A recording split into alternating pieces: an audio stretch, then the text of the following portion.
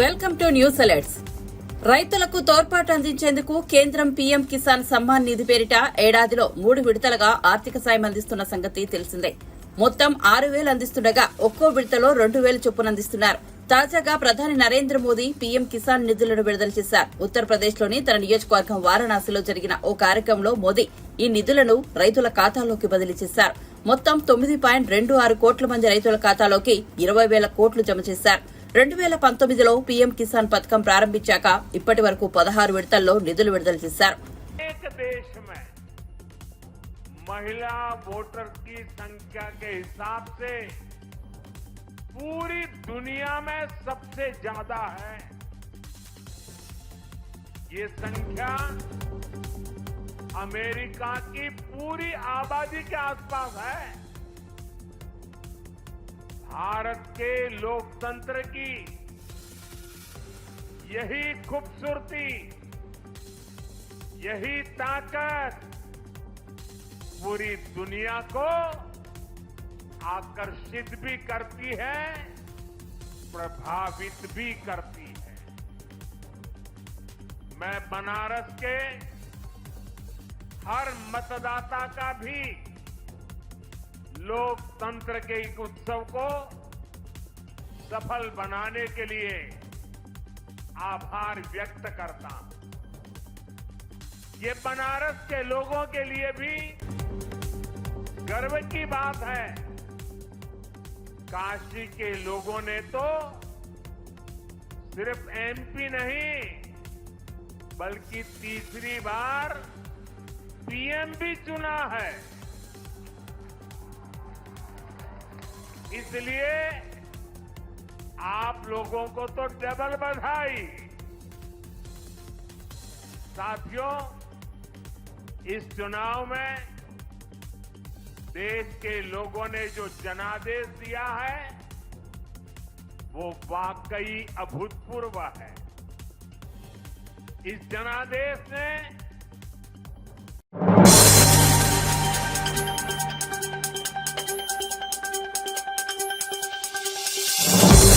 AP deputy CM Pawan Kalyan కోసం విజయవాడలో camp కార్యాలయం సిద్దమవుతోంది. మంగళవారం ఆయన పరిశీలించి అంగీకారం తెలిపారు. ఉదయం గన్నవరం ఎయిర్పోర్ట్ కు చేరుకున్న ఆయన నేరుగా విజయవాడలోని జలవనరుల శాఖ అతిథి గృహం వద్దకు వెళ్లారు. డిప్యూటీ సీఎంకు ఉన్నతాధికారులు స్వాగతం పలికారు. ఆ తర్వాత పోలీసు సిబ్బంది నుంచి గౌరవ వందనం స్వీకరించారు.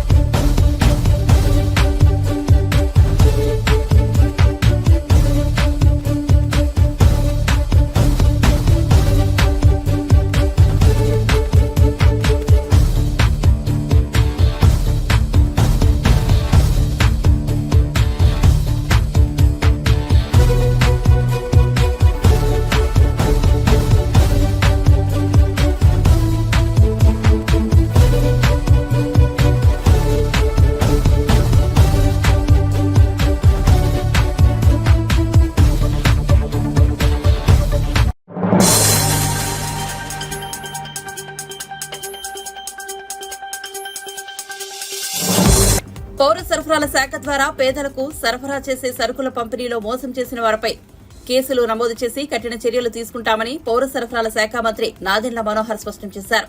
సరుకుల తూకాల్లో అక్రమాలకు పాల్పడిన వారు సహా వారి వెనుక ఉన్న వారిని వదిలిపెట్టేది లేదని స్పష్టం చేశారు. కేసులు నమోదు చేసి కఠిన చర్యలు తీసుకుంటామని హెచ్చరించారు. 2 రోజుల క్రితం తెనాలిలో మండల స్థాయి స్టాక్ పాయింట్లో తాను తనిఖీ చేసినప్పుడు కందిపప్పు, పంచదార, పామాయిల్ తూకాల్లో 50 నుంచి 80 గ్రాములు తక్కువగా ఉన్నాయని గుర్తించినట్లు తెలిపారు. చాలా స్పష్టంగా 50 నుంచి 80 గ్రాములు తూకంలో తేడా స్పష్టంగా కనపడింది. సో రాష్ట్ర వ్యాప్తంగా సుమారు 253 మండల్ లెవెల్ స్టాక్ పాయింట్లని తనిఖీ చేసి సమగ్రమైన రిపోర్టు ప్రజెంట్ చేయమని ఆ రోజు నేను అధికార యంత్రాంగాన్ని కోరాను. దానికి అనుగుణంగా ఇప్పటి వరకు 62 MLS పాయింట్స్ పరిశీలించారు. స్టాక్ పాయింట్స్లోకి వెళ్ళి శాంపిల్స్ తీసుకుని చెక్ చేశారు. అందులో సుమారు 24 కేసెస్ డిటెక్ట్ అయినాయి. సో ఈ 24 కేసెస్ కూడా కేసు బుక్ చేస్తున్నారు. చాలా సీరియస్గా చట్ట ప్రకారంగా ఎవరైతే సప్లై చైన్లో ఇన్వాల్వ్ అయ్యారో వాళ్ళందరిపైన కూడా చాలా బలమైన చట్టాన్ని తీసుకొచ్చి దానికి అనుగుణంగా కేసెస్ రెడీ చేయమని చెప్పాను. ఎల్లుండి కల్లా ఈ 253 స్టాక్ పాయింట్లో కూడా పూర్తి స్థాయిలో లీగల్ మెట్రాలజీ డిపార్ట్మెంట్, అదేవిధంగా స్థానికంగా ఉన్న జాయింట్ కలెక్టర్లు, తహసీల్దారు వాళ్ళు కూడా వెరిఫికేషన్ చేసి ఒక సమగ్రమైన విచారణ అందించిన తర్వాత తప్పకుండా వీళ్ళపైన చర్యలు తీసుకునే విధంగా స్పందిస్తాం. ఈ పెద్దగా ఇదేమీ రాకెట్ సైన్స్ కాదు. మేము కోరుకునేది ఏంటంటే వినియోగదారుడికి ఒక భరోసా కల్పించాలి, నిజాయితీగా వ్యవహరించాలి. 500 గ్రాముల ప్యాకెట్ పాపం పేదవాడు కొనుక్కుని ఇంటికి తీసుకెళ్తున్నప్పుడు అందులో కొంతమందికి బెనిఫిట్ అయ్యే విధంగా 40 నుంచి 50 గ్రాములు తగ్గించుకుని వీళ్ళు రాష్ట్ర వ్యాప్తంగా ఇంత దోపిడీ చేశారంటే చాలా బాధాకరమైన విషయం. ఇది చాలా సీరియస్ ఇష్యూ కూడా. సో ఎవరైతే సప్లయర్స్ ఇన్ని రోజుల నుంచి ఇటువంటి కార్యక్రమాలు చేశారో ఖచ్చితంగా వాళ్ళపైన చర్యలు తీసుకుంటాం. జిల్లాల వారీగా ఈ రిపోర్ట్ వచ్చిన తర్వాత తప్పకుండా మీ అందరికీ మరొకసారి నేను బ్రీఫ్ చేస్తాను.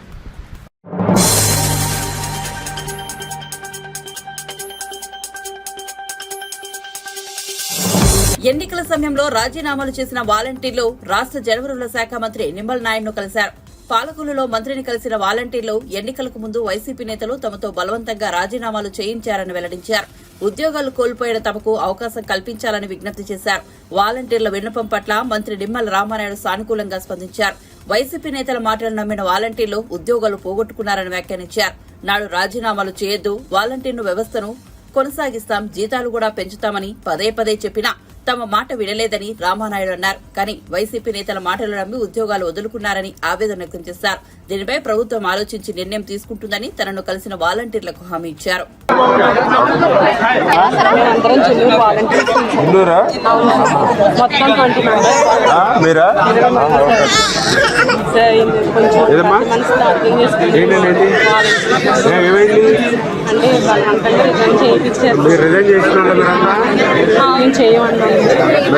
చేయకూడదు కదమ్మా.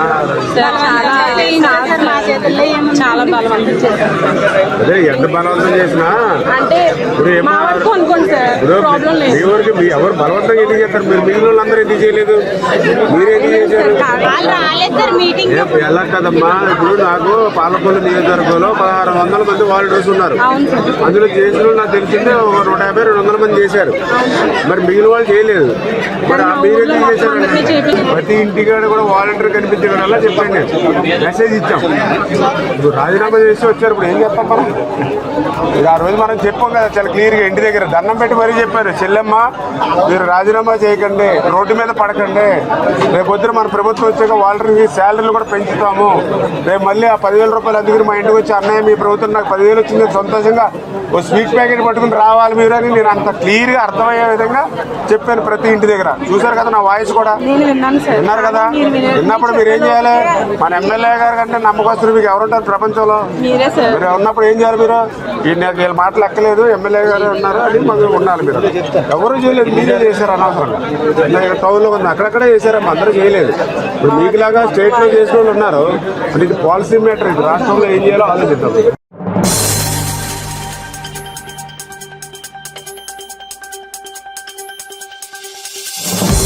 మాజీ ముఖ్యమంత్రి వైసీపీ అధినేత వైఎస్ జగన్ పులివెందుల పర్యటన వాయిదా పడింది. ఆయన పులివెందుల వెళ్లి 21వ తేదీ తాడేపల్లి తిరిగి రావాలని తొలుత భావించారు. అయితే ఏపీ అసెంబ్లీ సమావేశాలను 24వ తేదీ నుంచి 21కి మార్చడంతో జగన్ పర్యటనలోనూ మార్పులు తప్పలేదు.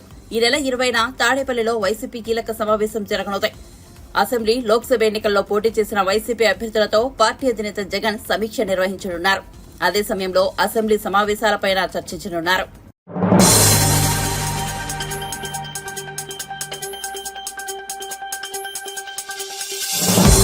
రఘురామకృష్ణంరాజు ఈ ఎన్నికల్లో టీడీపీ తరపున ఉండి అసెంబ్లీ స్థానానికి పోటీ చేసి ఎమ్మెల్యేగా గెలిచిన సంగతి తెలిసిందే.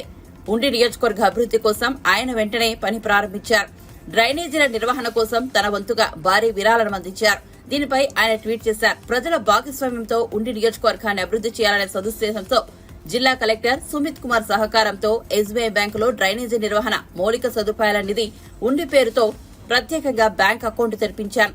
ఈ నిధికి తొలి విరాళంగా నేను 5 లక్షలు ఇచ్చాను. ఈ బృహత్తర కార్యక్రమానికి ప్రజలంతా ముందుకొచ్చి తన వంతు సహకారం అందించాలని కోరుతున్నానంటూ రఘురామ తన ట్వీట్లో వివరించారు.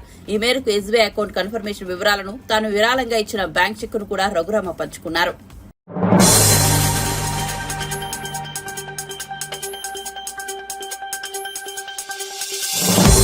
కేంద్ర ప్రభుత్వానికి ఏమాత్రం చిత్తశుద్ది ఉన్నా ఎన్నికల సంఘం పనితీరుపై పూర్తి స్థాయిలో విచారణ చేయించాలని పీసీసీ ప్రధాన కార్యదర్శి అద్దంకి దయాకర్ డిమాండ్ చేశారు. భారత్లో జరిగిన ఎన్నికలపై ఎలాన్ మస్క్ చేసిన వ్యాఖ్యలు వాస్తవాలకు దగ్గరగా ఉన్నాయని దయాకర్ వెల్లడించారు. 2018 ఎన్నికల్లో జరిగిన అవకతవకలను మస్క్ చేసిన అభ్యంతరం రూపంలో వింటున్నట్లు ఉందని వివరించారు. మళ్లీ బ్యాలెట్ విధానం తేవాలన్న డిమాండ్ రావడానికి ఈవీఎంలపై అనుమానాలే కారణమని అద్దంకి దయాకర్ చెప్పారు. సాంకేతిక పరిజ్ఞానం మార్పుతో ఈవీఎంలు హ్యాక్ చేసే అవకాశాలు అధికంగా ఉండటంతో దేశ ప్రజాస్వామ్య స్వరూపాన్ని మార్చేసే పరిస్థితి ఏర్పడే ప్రమాదముందని అద్దంకి దయాకర్ ఆందోళన వ్యక్తం చేశారు. నమస్కారం. ఇలన్ మస్క్ ఇండియాలో జరిగిన ఎలక్షన్స్ మీద చేసిన కామెంట్స్ వాస్తవానికి కొంత దగ్గరగా ఉన్న పరిస్థితిని నేను అయితే వ్యక్తిగతంగా గమనించిన. 2018 ఎలక్షన్స్లో నా ఎలక్షన్స్లో జరిగిన అవకతవకల అంశాలన్నీ కూడా ఈరోజు ఇలన్ మస్క్ అభ్యంతరాల రూపంలో విన్న పరిస్థితి. ఈరోజు కేంద్ర ప్రభుత్వానికి ఏమాత్రం చిత్తశుద్ధి ఉన్నా ఎలక్షన్ కమిషన్ ఆఫ్ ఇండియా యొక్క పనితీరు మీద వాళ్ళను ప్రూవ్ చేసుకోవాలన్నా కూడా ఒక జాయింట్ పార్లమెంటరీ కమిటీ లాంటిది కానీ, లేదంటే సుప్రీంకోర్టు చీఫ్ జస్టిస్ నేతృత్వంలో ఎలక్షన్ కమిషన్ రెస్పాండెంట్స్ను, తర్వాత ఆల్ పార్టీ డెలిగేషన్ను కనుక పెట్టి ఒక ఉన్నత స్థాయి ఎంక్వైరీ కనుక జరిపితే వాస్తవాలు బయటకు తెలవాల్సిన అవసరం ఉంది. ఎందుకంటే భారతదేశ ప్రజాస్వామ్య వ్యవస్థకే ముప్పు వాటిల్తున్న ఈవీఎంల వల్ల వాటి యొక్క స్టాంటిటీని, వాటి యొక్క సామర్థ్యాన్ని ఇవాళ భారతదేశం తెలుసుకోవాల్సిన అవసరం ఉంది. ప్రత్యేకించి నా కేసు విషయంలో 6 సంవత్సరాలు కావస్తున్నా ఇప్పటికి కూడా కేసు విషయంలో పెండింగ్లో ఉండడం అనేది కూడా ఒకంత అసహనానికి గురి చేస్తున్న పరిస్థితి మీకు గుర్తు చేస్తున్నాం. ఈరోజు బ్యాలెట్ సిస్టమ్ను తీసుకురావాలనేది ఎందుకు ఈ డిమాండ్ వస్తుందనంటే ఈ రకమైన అనుమానాలున్నాయి. టెక్నాలజీ మార్పు వల్ల ఈవీఎంలు ఈరోజు హ్యాకింగ్కు, ట్యాంపరింగ్కు, మేనేజ్మెంట్కు కూడా అవకాశం కల్పించే పరిస్థితి వచ్చింది. కాబట్టి ఇది భారతదేశ ప్రజాస్వామ్యం యొక్క స్వరూపాన్ని మార్చే స్థితి ఉన్నది. ప్రజల యొక్క అభిప్రాయాన్ని తెలపడానికి ఒకే ఒక్క ఆయుధం ఓటు అయితే ఆ ఓటునే కరప్ట్ చేసే పనిలో ఈరోజు హ్యాకర్స్ కానీ, ఇంటర్నేషనల్ వాళ్ళను బుకీస్ కానీ చేస్తున్న ప్రయత్నాలు, పెద్ద ఎత్తున కోట్ల రూపాయల వ్యాపారం జరుగుతున్నది వీటి పేరు మీద, ఎలక్షన్స్ పేరు మీద. సో ఇప్పటికైనా మన భారతదేశం నిజాయితీతో కూడిన ప్రజాస్వామ్యాన్ని ఎంచుకోవాలని అనుకుంటే వీటి మీద ఎంక్వైరీ జరపాలి, పారదర్శకతతో ఎంక్వైరీ జరగాలి. అటు తర్వాత ఈ దేశంలో బ్యాలెట్ సిస్టమ్ను తీసుకొస్తేనే ప్రజాస్వామ్య పునాదులు గట్టిపడతాయి తప్పితే ఇలాంటి అవకతవకల వల్ల వచ్చే నష్టాన్ని దేశం భరించడం భవిష్యత్తులో కష్టమవుతుంది. ఒక రకంగా ఐకానిక్ పాలిటిక్స్కు, రాజరికానికి, లేదంటే ఒక సెంట్రిక్ పాలిటిక్స్కు, ఏక ప్రభుత్వ విధానానికి, ఒక డిక్టోరియల్ పాలిటిక్స్కు నిలవవుతుంది. కాబట్టి ఇప్పటికైనా కేంద్ర ప్రభుత్వం ఆలోచించాలనేది నా డిమాండ్.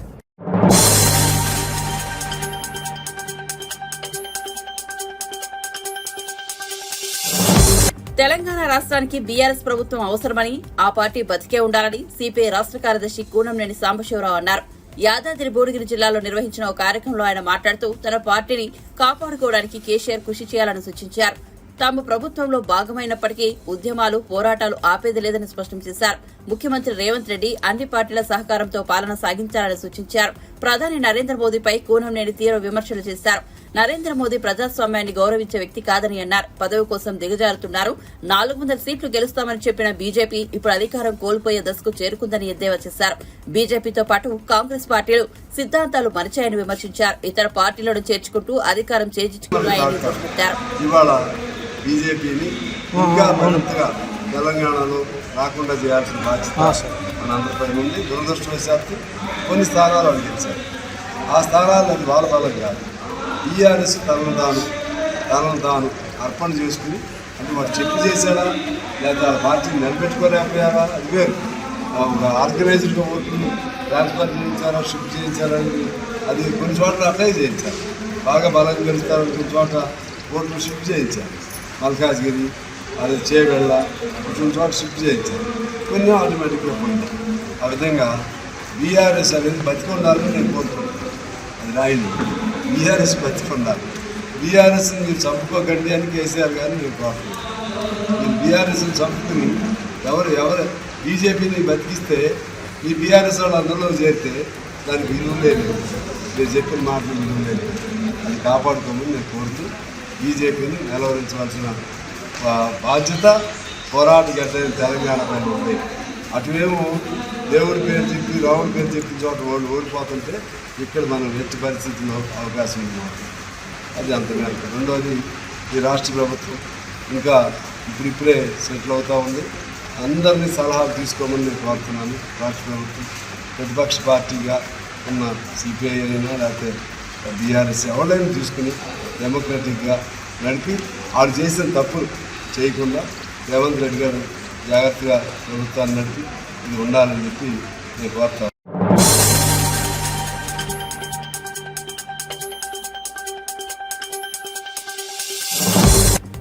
వివక్ష, ముందస్తు అభిప్రాయాలు లేకుండా ఏ విచారణాధికారి అయినా విచారణ జరపాలని మాజీ మంత్రి జగదీష్ రెడ్డి అన్నారు. విద్యుత్ ఒప్పందాలకు సంబంధించిన విచారణ కమిషన్ల పైన ఆయన స్పందించారు. విచారణ అధికారికి ఎలాంటి ఉద్దేశాలు ఉండకూడదని పేర్కొన్నారు. కానీ విద్యుత్ ఒప్పందాలపై విచారణ కమిషన్ ముందే పలు విషయాలను వెల్లడించిందన్నారు. విద్యుత్ ఒప్పందాల్లో తమ ప్రభుత్వానికి ఎలాంటి చెడు ఉద్దేశం లేదని ప్రజలకు అర్థమైందని తెలిపారు.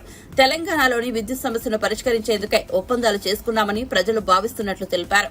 తెలంగాణ వస్తే అంధకారమవుతుందని నాటి సమైక్యవాదులు భయపెట్టిన విషయాన్ని గుర్తు చేశారు. అన్ని అనుమానాలను పటాపంచలు చేస్తూ కేసీఆర్ హయాంలో 24 గంటల విద్యుత్ ఇచ్చామన్నారు. ఛత్తీస్గఢ్ పవర్ చెల్లిస్తున్నామో ఆ సమయానికి ఎన్టీపీసీ నుంచి మనం తీసుకుంటున్న జడ్జర్ నుంచి తీసుకుంటున్న విద్యుత్కి 17 రూపాయలు యూనిట్కి చెల్లిస్తున్నాం. కూడంకల నుంచి తీసుకున్న విద్యుత్కి 11 రూపాయలు చొప్పున చెల్లిస్తున్నాం. మీ కాలంలో జరిగిన అగ్రిమెంట్ 17 రూపాయలు ఎక్కువనా, 3 రూపాయలు 90 పైసలు ఎక్కువనా, 11 రూపాయలు ఎక్కువనా, 3.90 ఎక్కువనా, 4.90 ఎక్కువనా, 3.90 ఎక్కువనా, 4.30 పైసలు ఎక్కువనా, 2 రూపాయలు 3 రూపాయలు 90 పైసలు ఎక్కువనా? లేదా వీళ్ళకి పోయి చదువుకోలేదా కోదండరాం? వీటి మీదనే సమాధానం చెప్పాలి. డొంక తిరుగుడు పోవద్దు కోదండరాం. ప్రజలకు అర్థం కాకుండా మాట్లాడవద్దు. నేను చెప్పినంత స్పష్టంగా ప్రజలకు అర్థమయ్యే భాషలో పెట్టి వీటి సమాధానం చెప్పాలి. వాళ్ళు రాయించిన దొంగ రాతలకు, రోత రాతలకు మద్దతిస్తూ ఈ రకంగా ప్రజలను దాని ప్రకారం పెట్టించే ప్రయత్నం చేస్తారు.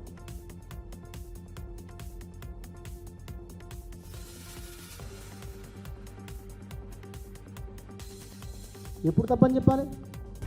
ఆ సమయానికి అవతల ఇంకెక్కడో 2 రూపాయలకు 3 రూపాయలకు దొరుకుతుండే పక్క రాష్ట్రం వాళ్ళు ఇగో 2 రూపాయలు 80 పైసలు 3 రూపాయలు 80 పైసలకే చేసుకున్నారు, లేదా 3.89 చేసిండ్రు. మీరు ఒక పైసా ఎక్కువ పెట్టిరని చూపిస్తే నిజంగానే మేము ఆలోచన చేసుకోవాలి, మేము పొరపాటు చేస్తామని ప్రజలు కూడా విజ్ఞప్తి చేస్తున్నాం. ఆ సమయానికి 3 రూపాయల 90 పైసలకు మేము చేసుకున్న నాటికి మనకంటే ఒక్క పైసా తక్కువ చేసుకున్న రాష్ట్రం ఏదైనా ఉందా? దీనికి మేధావులు చెప్పాలి సమాధానం. అప్పుడు మనం ఎక్కువ చెల్లించినట్టయితే అప్పుడు ఎంత తేడా ఉందో ఆ పైసలు మన నష్టం జరిగిన భావించాల్సి వస్తుంది. ఇట్లా చెప్తున్నావు, ఏ ఆధారంతో చెప్తున్నారు ద్వారా 6,000 కోట్ల నష్టం జరిగింది అని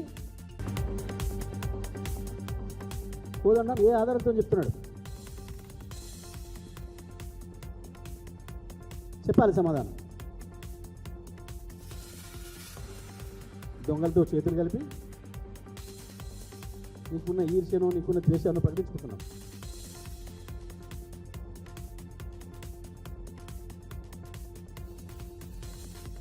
అందుకే ఇవాళ ఏదైతే తప్పుడు రాతలు రాసి ఎవడు లేకుండా ఎవడు చెప్పకుండా దానికి అమ్మాయి ఎవడో చెప్పకుండా ఆధారం లేకుండా రాసిన రాతల్ని మేము ఖండిస్తూ ఉన్నాం. తప్పకుండా భవిష్యత్తులోనైనా ఇటువంటి వేసేటప్పుడు ఆ మీడియా హౌసెస్ మీరు బాధ్యతగా ఉండాలని కూడా నేను విజ్ఞప్తి చేస్తాను.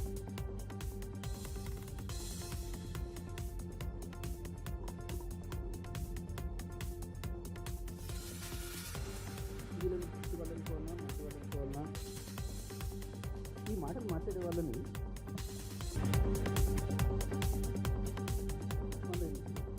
హలో వస్తుందా? ఈ ఒక తెలివి తక్కువ తనంతోనో మూర్ఖత్వంతోనో వస్తున్న మాటలు. ఆయన కమిషన్ తప్పుపడతారా? వెంటనే అరెస్ట్ చేయాలి. కాంగ్రెస్ కంటే బీజేపీకి ఎక్కువ ఉంది. కేసీఆర్ ఎమ్మడి అరెస్ట్ చేయాలి, ఇక మొత్తం నేనే ఈ రాష్ట్రాన్ని ఆక్రమించాలి అన్న ఆతృత కనబడుతుంది. 5 ఏళ్ల నుంచి మేము చెప్తూనే ఉన్నాం, బండి సంజయ్ రేవంత్ రెడ్డి వేరువేరు కాదు.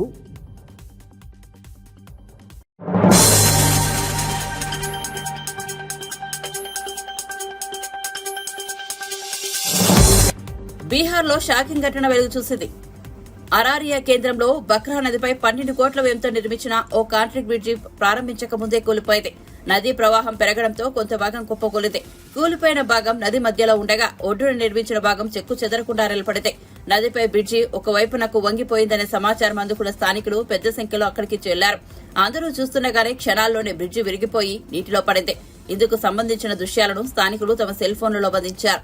ఈ ఘటనలో ఎవరికీ గాయాలు కాలేదు. కాగా కుర్షకాంత, సిక్తి ప్రాంతాల మధ్య ప్రయాణ సౌలభ్యం కోసం ఈ బ్రిడ్జిని నిర్మించారు. కనీసం ప్రారంభోత్సవం కూడా కాకముందే బ్రిడ్జి కూలిపోవడంపై సిక్తి ఎమ్మెల్యే విజయ్ కుమార్ విస్మయానికి గురయ్యారు. నిర్మాణ సంస్థ యాజమాన్యం నిర్లక్ష్యం కారణంగానే ఈ బ్రిడ్జి కూలిపోయిందని విచారణ జరపాలని ఆయన డిమాండ్ చేశారు.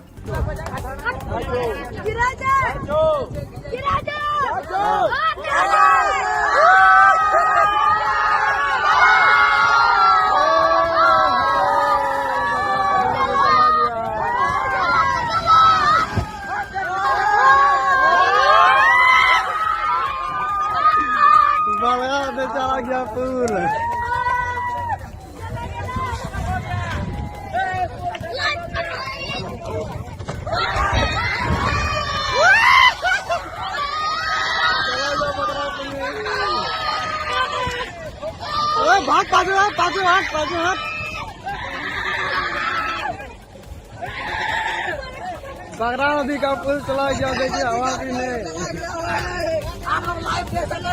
देखिए यहाँ पे क्या हो गया।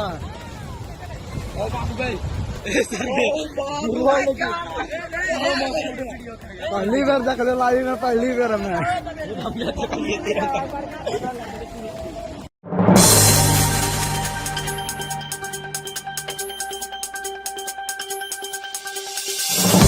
ఏలూరు జిల్లా జంగారెడ్డిగూడెం మండలం గురువాయిగూడెం గ్రామంలోని శ్రీ మధ్య ఆంజనేయ స్వామి దేవాలయం భక్తులతో కిటకిటలాడుతోంది. మంగళవారం స్వామివారికి ప్రీతికమైన రోజు కావడంతో తెల్లవారుజాము నుంచే అర్చకులు ఆలయంలో ప్రత్యేక పూజలు నిర్వహించారు. స్వామివారి దర్శనం కోసం భక్తులు పెద్ద సంఖ్యలో తరలివచ్చారు. స్వామివారి దర్శనం కోసం మధ్యక్షేత్రానికి విచ్చేసే భక్తులకు ఎటువంటి ఇబ్బంది తలెత్తకుండా అన్ని ఏర్పాట్లు చేస్తున్నామని ఆలయ కార్యనిర్వహణాధికారి ఆకుల కొండలరావు తెలిపారు.